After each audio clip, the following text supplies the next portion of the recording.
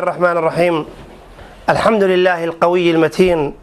القاهر الظاهر الملك الحق المبين، لا يخفى على سمعه خفي الأنين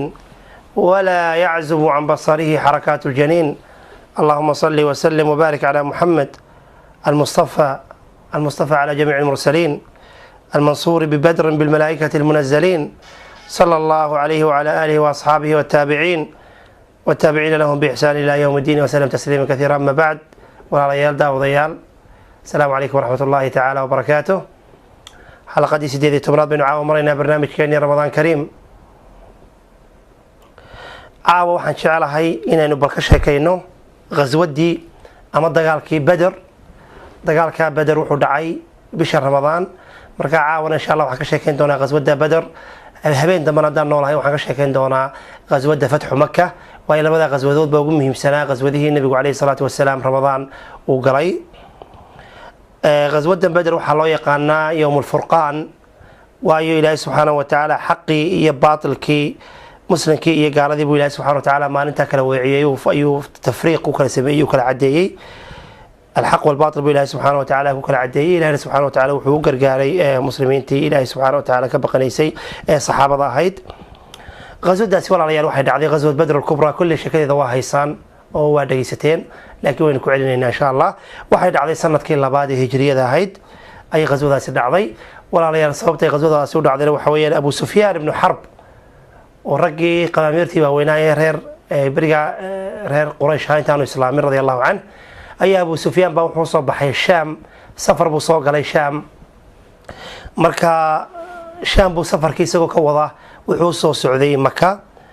isagoo wada geelii reer quraysh oo buuxa, business, dhar, cunto, wax alaale waxay reer quraysh u baahnaayeen ganacsigoodii. nin walbo reer quraysh xoogay lacag hayayba u dhiibtay abu sufyaano, alaab buu u dirtay. alaabtii oo lasoo wada iibiyey oo laga soo iibiyey shaam ayaa safarkii oo soo socda maka ayuu nebigu calayhi salaatu wasalaam u maqlay. markaa wuxuu ku amray saxaabadiisa inay baxaan. arrintan loo baxayeyna may ahayn in lala dagaalamo abu sufyaan ama gruubka lala dagaalamo, laakiin waxay ahayd liakhdi lciir, in safarka muslimku la wareego uu qafaasho gacanta ku qabto. maxaa yeelay muslimka iyo iyaga reer quraysh cahdi iyo miithaaq iyo ballan iyo in la islaaliyaa may kala seexanin oo markaa meesha kumay jirin. nebigu calayhi salaatu wasalaam uu soo baxay 312 nin isagoo wata sala allahu calayhi wasalam. 312 nin, 70 waxay ahaayeen muhaajiriintii, inta kale oo 270 ama 280 nin waxay ahaayeen al-ansaar. 2 farasa iyo 70 awr ayuu nebigu calayhi salaatu wasalaam soo baxay. markaa tiradoodu waxay 300 iyo xoogee, 70 ansaar bay ahaayeen, inta kalena 70 waxay ahaayeen muhaajiriin, inta kalena ansaar bay ahaayeen. 2 awr iyo 70 laba faras iyo 70 awr ayay wateen. iyagoo soo socdo u socda xaggii abu sufyaan iyo safarkiisii, ayuu abu sufyaan nin aad iyo aad u makri badan oo dahaab badan oo maskax badan buu ahaa. wuxuu sameeyey dariiqii laga filayey maahane dariiq kale ayuu maray. markaa wuxuu seefgareeyey safarkaa. markuu safarkaa seefgareeyey ayaa sidaa ku maamusin wuxuu la hadlay reer quraysh. horta mee reer quraysh buu markii hore u qaylo tegay oo wuxuu ku yidhi waxay ku soo socda maxamed iyo saxaabtiisii ee safarkiinii iyo xoolihiinii oo dhan baan wadaa, kaalay oo dee dagaalka gala oo iga qabta yaan layna dhicine. markii dambe haddana waa kii fakeray, xiiladiisii iyo makarkiisii isticmaalay, waa kii xagga dambe safarka ka dhoofiyey. markuu safarkii xagga dambe ka dhoofiyey baate ayaa saasaa lagu waayey, saasuu ku nabadgalay. dabeetna wuxuu soo diray qof buu soo diray reer maka. wuxuu ku yidhi reer makow, ilaahay waa ina badbaadiyey, waan nabadgalay, waan soo socdaa, maxamed iyo dhinacii kalean uga ka khiyaameeyey, safarkii waa ii nabadgalay, iska noqda oo dagaal ha gelina. raggii reer quraysh baa yidhi maya, dagaalkaa waanu gelaynaa, dadka waxaanu tusaynaa inaanu carab ugu tala badan nahay. markaa way faaqeen, way kibreen. kibirkuna qofka banaadamka uma fiicnaa. waxay ku soo baxeen 1,000 nin, 100 faras, 700 oo awr. waxay yidhaahdeen beder baanu tegaynaa, aanu neefafka qalanaynaa, oonu baadhiyaynaa, oonu khamriga cabaynaa, oonu raaxaysanaynaa, oonu tusaynaa nebigan ka nebinimada sheeganaya saxaabadiisa ayaanu tusaynaa inaanu cid walba ka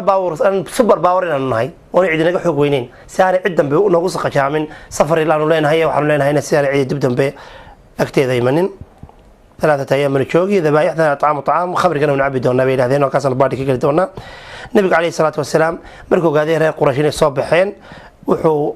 صحابي يسيبوا ياري وحو كويلي لبار ريموت إحدى الطائفتين الله سبحانه وتعالى وحيقول بلن قاضي أما سفر كي أبو سفيان ما الله سبحانه وتعالى إن نقول سفر كهلا إنه قفاشنا إنه حولا بدن كهلا الله ضامن بالله سبحانه وتعالى يقول بلن قاضي المقداد بن الأسود ومهاجرين تكمل ذهبا وحكويلي نبي الله صعو وحي الله سبحانه وتعالى كوا عمري أنا قلنا نكون راعينا طلع بعض هذا كام هرينو وكورم من سيد بني إسرائيل موسى نبي موسى كويل هذين اذهب أنت وربك فقاتلا إنها هنا قاعدون هذه قال ربك إسراع وتقالك قال أنا قبرت أصرف لنا برت أنا وصل نقو ولن من نبو مقداد يرسلها لكن وحنا كورنا ونقول دغالمينا ونكو غلغلينا دغالكا ميدغتن كا غلينا وبيدخن كا غلينا hortaada iyo dabadaadana waanu ka ilaalinaynaa dabeetna sacd ibn mucaad radi allahu tacaala canhu alansaari sayid alaws ayaa u kacay wuxuu yidhi yaa rasuul allah lacalaka takhsha waxaa laga yaabaa inaad ka baqanayso ansaartu inaanay maanta wax badan kula qabanaynin laakiin waxaad ogaataa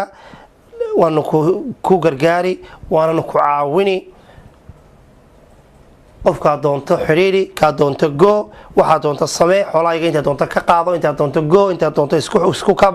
wax allaale wixii aad sameysaba diyaar baan ku leenahay waana ku raacaynaa badda hadaan na gelisana daf baan oreynaa baddaas kama soo jeesanayno dagaalka waanu ku fiicannahay sabrna waanu u leenahay kamana baxsanayna kamana sii jeesanayno ilaahayna wuxuu naga tusi doonaa waxaad ku farxi doontid baa lagu yiri nabi allah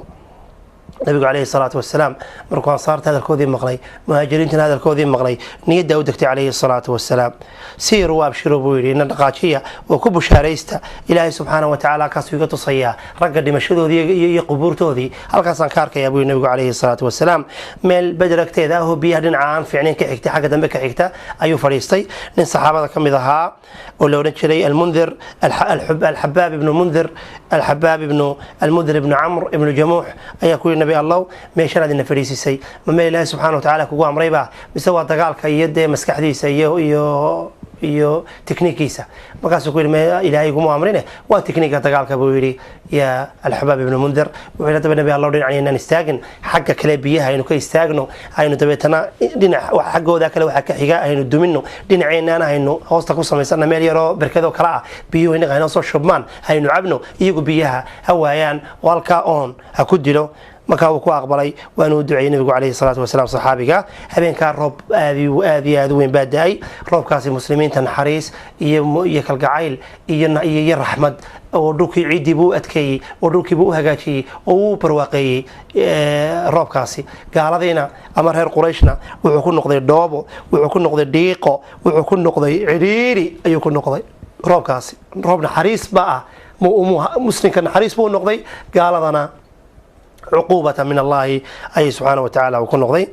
النبي عليه الصلاة والسلام مليون صريسة عريش لو قسمي القاسم النبي عليه الصلاة والسلام وكود الدقالك القاسم النبي عليه الصلاة والسلام صحابة كلها تكلم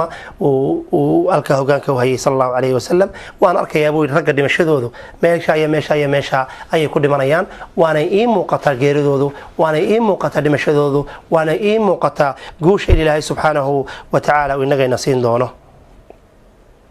labadii group markay soo yimaadeen ee dagaalkii adkaaday ayuu nabigu calayhi salaatu wasalaam isagoo cariisha ku jira Abu Bakr iyo Sa'd ibn Mu'adh baa nabiga ilaalinay calayhi salaatu wasalaam markaasuu nabigu calayhi salaatu wasalaam qaylinayay uu dagaalka ka qayb gala xaggan markeer sameeya dabeetna nabigu calayhi salaatu wasalaam ighfaa yarbu ighfaa idin isku yar qabtay sallallahu calayhi wasallam sidaan ogtiin waxyigu siyaabo farabadan nabiga uu iman jiray isagoo isku yar qaban jiray waa uu iman jiray marmar waxa uu adagay markuu adagay buu nabigu calayhi salaatu wasalaam sida garaaca jaraska ayuu ugu iman jiray buu sallallahu calayhi salaatu wasalaam marmarna waxyigu qof nool oo jibriil oo kala socda oo qof iska soo dhigay oo saxaabada mid ka mid ah nabigu oran jiray ninkaas aad ugu eeka ayuu nabigu iska soo dhigay jiray jibriil marka waxyigu nabiga calayhi salaatu wasalaam siyaabo kala duwan siday kutubta siyarku inoo sheegayaan si kala duwan ayaa waxyigu nabiga calayhi salaatu wasalaam ugu soo dhigay jiray markuu ku soo dhigay jiray sida loo kala qaban jirtay nabiga ayaa ku dhacday markuu nabigu intaas ku yar qabto inta kala qaaday baa wuxuu yiri sayhuzamul jam'u wa yuwalluna ad-dubur jamci groupkiisa soo kaashaday kunka qof ahaa waa la hazimadeynaya waa laga badinaya guushu waa laga yeeranaya way waluna ad-dubur waana sii jeesanayaan waana baxsanayaan dhabarkooda inoo sii jeedinayaan buu yiri nabigu calayhi salaatu wasalaam marka wuxuu kula dardaarmay saxaabadiisa inay dagaalka sii wadaan oo dagaalka sii adkeeyaan waxaanu sheegay qof maanta la dagaalama in ilaahay subxaanahu isagoo saabir oo muxtasiba ilaahay agtiisa ah oo ku dhintaa inuu jannada toos u galayo cumar ibn xumaam al-ansaari radiyallahu ta'ala an ayaa timir buu cunayay dabeetana timirtii baa markuu nabigu u sheegay hadalkaaba wuxuu yidhi yaa rasuulallah ma jannad ballaarkeedu cirkiya dhulka uu yahay qaala nabigu markaasuu yidhi nacam qaala bakhin bakh waa kelmad yani tollaay oo kale ah ayuu yidhi saxaabigaas yaa rasuulallah oo jannada aniga iyo jannada waxa noo dhaxeeyo buu nabigu calayhi salaatu wasalaam inay colkaasi na dilaan hadday na dilaan haa buu yidhi markaasuu yidhi wallahi haddaan xabaddaa timirta afkayga geliyo waa cimri dheer oo waqti baa iga lumaya intuu timirtiisa u tuuray ayuu dagaalkii galay radia allahu tacaala can waqaatala xataa qutil waanu dagaalamay ilaa inta guushii ilaa inta uu dhimanayay radia allahu tacaala can nabigu calayhi salaatu wasalaam gacantiisaasoo ayaa intuu dhulka qabtay buu ciid soo qabsaday calayhi salaatu wasalaam turaabkii dhulka yaallay ama ciiddii dhulka taallay ayuu soo qabsaday sidaasuu sala allahu calayhi wasalam uu u tuuray raggii nin waloo ka mida indhahay kaga dhacday oo waxbay arki waayeen oo indhihii bay taabteenay israa'iil iska saara laakiin waa dee cuquubad xagga rabbi subxaanahu wa tacaala ka socotay sidaasaa jeeshkii lagaga badiyey way baxsadeen in waa la qabto waa la dilay 70 nin oo ka mida waa la dilay 70 nin oo ka midana waa la qafaashay 24 kuwoodii ugu waaweynaana meel barkadoo kale ayaa oo qodnayd ayaa lagu tuuray uu ka mid ahaa abu jahl uu ka mid ahaa shayba uu ka mid ahaa cutba uu ka mid ahaa alwaliid ibnu cutba وفي صحيح البخاري عن عبد الله بن مسعود رضي الله تعالى عنه إنه النبي عليه الصلاة والسلام قبل أوسي جيستي ودعيي وافرتا كدعيي مركز وهباري أفرتا يولي وافرتا صحابة النبي عبد الله بن مسعود أفرتا النبي عليه الصلاة والسلام وهباري مركو هباري إسلام مركابة إيجو دنتي oo cadceedii wajiyadoodii bedeshay ayaanu aragnay buu yiraahdeen Abu Talha waxa laga soo warinaya in 24 nin dhammaan lagu guray oo nabiga kaleey salaatu wasalaam habaaray magaciidoodana uu sheegay nin walbana wuxuu yiri nin walbana halkii lagu haasayay amalkii ay lagu dilayay ayuu nabiga kaleey salaatu wasalaam oo inoo sheegay qolooyinkii la qafaashay ayaa la soo khilaafay maynu dillah maynu dayna maynu fasaxna tabeetana saxaabada radiyallahu ta'ala anhum way kala gadisnaayeen Sa'ad ibn Mu'adh wuxuu isku dagaalka baanu sii wadnayno ka daba tagno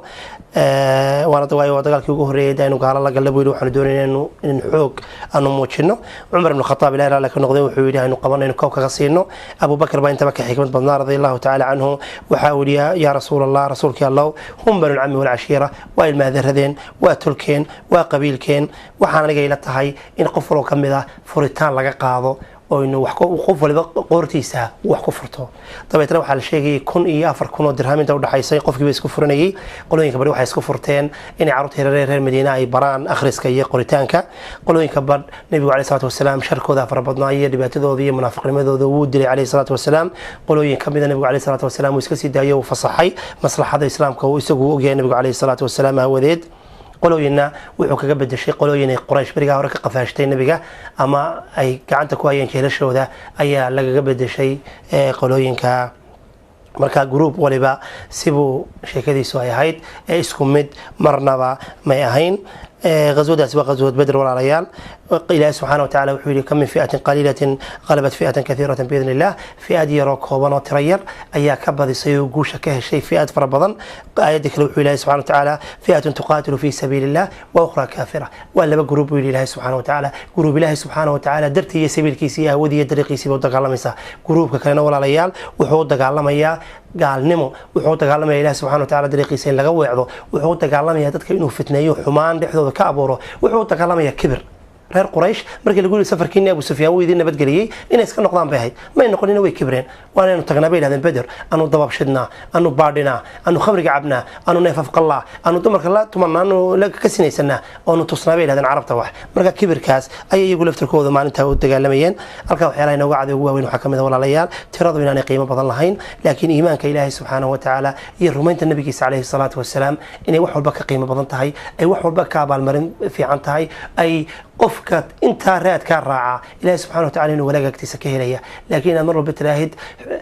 tiraan ahay ama qabiilkaasaan ka dhashay oo caynkaasaan ahay ama xoolahaasaan leeyahay waxaasi waxba ma tarayo qabiil waxba ma tarayo qabiil wax taraya Abu Jahl nabiga calayhi salaatu wasalaam isku qabiil bay ahaayeen nin Quraysh iyo Haashimiya buu ahaa qabiil waxba uma tarin haday xoolo noqoto Qaaruun cid ka xoolo badnaa ma jirin laakiin Ilaahay subxaanahu wa ta'aala waa dhulkii ku khasifay waa ogtahay sheekadiisa boqortooyo xoog nin Fircawn ka boqortooyo badnaa ma jirin wabiyuu lahaa hor gurigiisa hoos mara وهذه الأنهار تجري من تحتي وحاسوا به وصيدا مرة يماني قاس كلا بويلي وحلالي ولا لي وحي وترتي هذا يراتي مجرته إيمانك يا الله كعبسك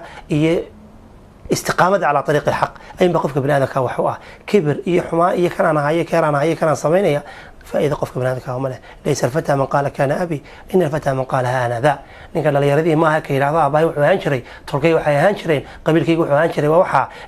ولكن الفتى من قال ها أنا ذا لكن نقول لا يردي بيد هذين وأنك يراضى ويكن وحسن سمي نفس عصام سودت عصاما وصيرته ملكا هماما حتى على وجاوز الأقوام أبونك قبي كريري عصام وأن إسا صاري ونفتي صارتي مور إنها بايبا سيدها لكن إسا نفتيسا وحو قيستي وحو قبصدي سياسي حلقة دعوة إن شاء الله تعالى نقول انتهي وحان إلهي كبريين أنه فهني غزوة بدر وغزوة قالية وقيمة لا إنها هيد إنه قفل بالفهم غزوة السيدة ودعضي هي سيدة قوشة إلهي سبحانه وتعالى ومسلمين توسيي إن غزوة سنة كلا بعد رمضان أي دعضي إما كأنه صومن وما أنت يوروبيو دي ميلو بتشوغنا وين قفك بني آدم كمان ما هالصوت كلام يسوى صومن وحصوصتا إن ما أنتو كله كون يافر بقول يلا بعطر ما كوي لا تنصنضود ما أنتو كله دجال كاسي ودعي ودجال كاسي هبكا هي طريقة دتا ودعي وقتي وحلي ليه وكان ماضي إلى سبحانه وتعالى وعن إذن بريا بش برواقه إلى سبحانه وتعالى وعن كبريا هذا جسون كي الناس يمكن حلقة دي وحين ما أنت وحين من حلقة دي سيدي تبنات سيدي تبن عشان ما تصون من هاي إلهي وعن كبريا إنسان كاسي صون فضودين ونقضه وإلهي سبحانه وتعالى عبادات كي طاعات كي أنت بإلهي جل وعلا وينوفض ذيه وإلهي سبحانه وتعالى ينقل هو رمضان وصوق شيء كبحضي إذا إيمانك ذو زايدي إلهي سبحانه وتعالى نار تكفرتي والسلام عليكم ورحمة الله وبركاته.